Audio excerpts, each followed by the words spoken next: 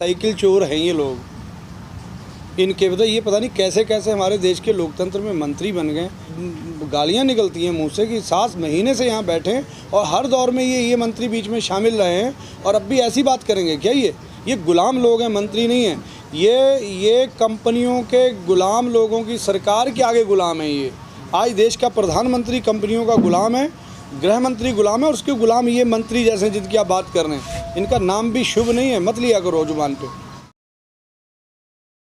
के सदस्य ने बोला है कि जो किसान बिल है इसमें क्या खामियां हैं, किसान इसको बताएं।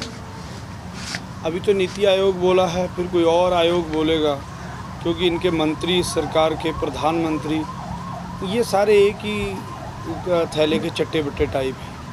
कोई इनको इस बात से मतलब नहीं है कि इतने महीने आंदोलन चलने के बाद, इतनी वार्ताओं के बाद कितनी बेशर्मी से ये बोल रहे हैं कि साहब कानून में कमियां क्या हैं, ये नहीं पता। तो इनसे जरा ये पूछो कि संशोधन किस बात के कर रहे थे? वो कौन से संशोधन थे जो करने के लिए राजी थे? जो संशोधन करने के लिए राजी थे वो क्या कमियां नहीं हैं? तो इसलिए ये कुछ कहना इनके लिए तो बहुत ज़्यादा कहना भी मुझे लगता उचित नहीं है। ये बेशर्मी की पराकाष्ठा है। जब 7 महीने होने को आ रहे हैं, जब इस बात को नीति आयोग के सदस्य कह रहे हैं, 7 महीने से पहले कहाँ थे? 12 अक्टूबर की भी तो वार्ता हुई है सर। मैं वो बता रहा हूँ, इस समय कोई आयोग इस देश में, कोई भी ऐसी संस्था नहीं है जो अपने आप में स्वतंत्र हो। ये तो सब तोते टाइप है ना, जो केंद्र के ये 2 लोग हैं, हमारे गृह मंत्री और प्रधानमंत्री, ये जैसा बुलवाएंगे वैसा बोलेंगे।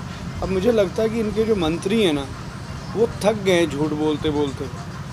वो इन झूठ बोलते बोलते थक गए कि साहब कमी बताओ, कमी बताओ। अब उन्होंने हाथ जोड़ दिए होंगे, साहब हमने तो कितना झूठ बोले। तो अब नीति आयोग को बीच में लेके आए, क्योंकि नीति आयोग में भी कुछ बहुत ज़्यादा सक्षम लोग बैठे नहीं हैं। जो योजना आयोग का स्वरूप था, जो योजना आयोग का पूरा एक दायरा था, और वो जिस तरीके से निष्पक्षता से नीति आयोग योजना आयोग वर्किंग करता था, नीति आयोग कहाँ स्वतंत्र है? फिर जो इनके मेंबर्स भी हैं, मैं तो उनकी योग्यता पर भी प्रश्न चिन्ह करता हूँ। क्या योग्यता उनकी, देखना आप एक बार जरा।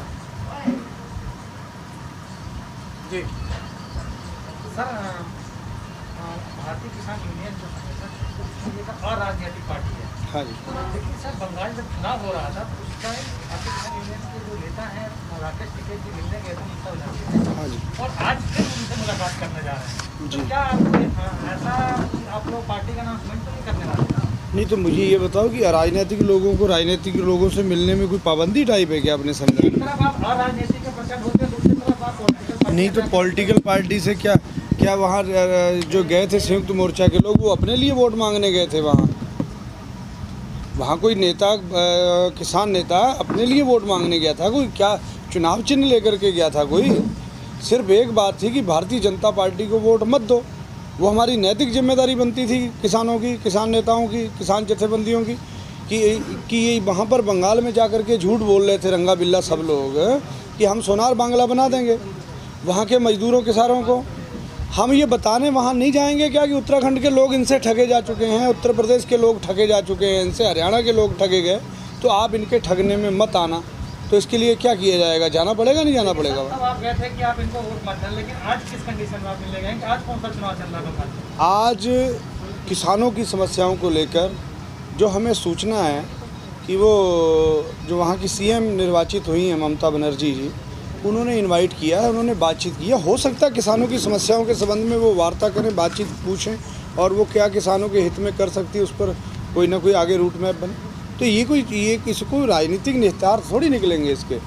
क्या पता किसानों की समस्याएं सुनने के लिए उन्होंने बुलाया हो, क्योंकि यहाँ के प्रधानमंत्री को तो टाइम नहीं, यहाँ के मुख्यमंत्री के पास टाइम नहीं है। दिल्ली की दहलीज पे बैठे हैं, 14 किलोमीटर भी नहीं होगा मेरे ख्याल से। यहाँ किसानों से मिलने का इनके पास समय नहीं है, लेकिन पता नहीं कहाँ कहाँ चले जाते हैं मिलने। कृषि मंत्री तोमर जी का ये कहना है कि कृषि कानूनों से अलग किसी अलग विकल्प पे अगर किसान नेता बात करना चाहते हैं तो फिर किसान नेता बात कर सकते हैं। यार पहले तो इस मंत्री का खाका देखो, साइकिल चोर हैं ये लोग। इनके ये पता नहीं कैसे कैसे हमारे देश के लोकतंत्र में मंत्री बन गए और इनको गालियां निकलती हैं मुंह से कि 7 महीने से यहाँ बैठे हैं और हर दौर में ये मंत्री बीच में शामिल रहे हैं और अब भी ऐसी बात करेंगे क्या? ये गुलाम लोग हैं, मंत्री नहीं हैं। ये कंपनियों के गुलाम लोगों की सरकार के आगे गुलाम है। ये आज देश का प्रधानमंत्री कंपनियों का गुलाम है, गृह मंत्री गुलाम है, और उसके गुलाम ये मंत्री जैसे जिनकी आप बात कर रहे हैं, इनका नाम भी शुभ नहीं है, मत लिया करो जुबान पे। सर पहले भी स्टार्टिंग दौर में देखा गया कि करीब 11 से 12 दोस्त की वार्ता हुई है, लेकिन तब सरकार और किसानों के बीच में बार बार वार्ता देखने को मिली। लेकिन अब ऐसा क्यों बताया जा रहा है कि पहले जो है किसान इस बिल के अंदर खामियां बताए तभी बातचीत होगी? तो क्या इसका ये मतलब ये मान लिया जाए कि पहले भी खामियां नहीं थी? इसका मतलब एक है बेशर्मी कि ये सरकार ना लोकतंत्र पर विश्वास रखती है, ना संविधान पर विश्वास रखती है। संयुक्त मोर्चा ने चिट्ठी लिखी थी, इन्होंने जवाब नहीं दिया। अब ये तरह तरह की बातें कर रहे हैं क्योंकि इनके पास कोई जवाब नहीं है। ये सब जानते हैं कि कानूनों में अच्छा क्या है, ये बता देना क्या अच्छा है, देश की स्थिति क्या है इस समय, बताइए क्या अच्छा क्या है, इन्होंने क्या बताया अच्छा अभी तक? देश में धान की, गेहूं की क्या स्थिति, एमएसपी मिल रही है लोगों को, जो सरकारी रेट है मिल रहा क्या? आप पता करो, आप भी मीडिया के लोग हो, एक बार जानकारी लो। किसान आत्महत्या करने को मजबूर है, आज बाल बच्चे के साथ सड़क पर बैठा, क्या शौक से बैठा है क्या?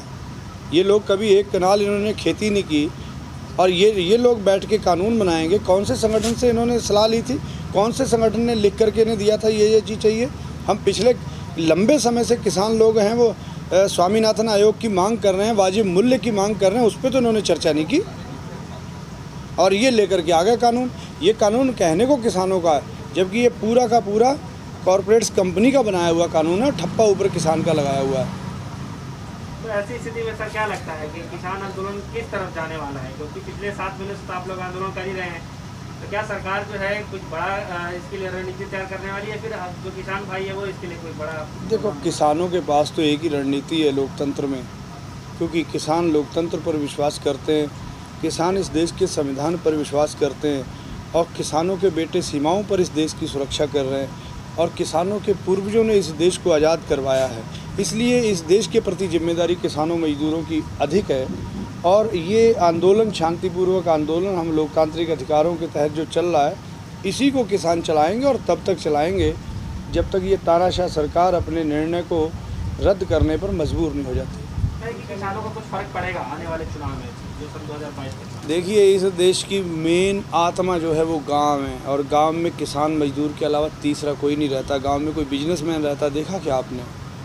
और गांव से ये आए हैं, गांव वालों ने इन्हें जिताया है बड़े लंबे समय बाद, एक उम्मीद के साथ कि शायद ये पार्टी कुछ परिवर्तन लाएगी। लेकिन इस पार्टी ने जो सपने थे लोगों के, उनको बहुत ही ज़्यादा धूमिल कर दिया, और पूरी तरीके से इस देश की अदारों को, देश को गिरवी रखने का काम जो इन्होंने किया है, मुझे लगता है कि इस बार ये मजदूर किसान इस सरकार को आसपास भी नहीं आने देंगे।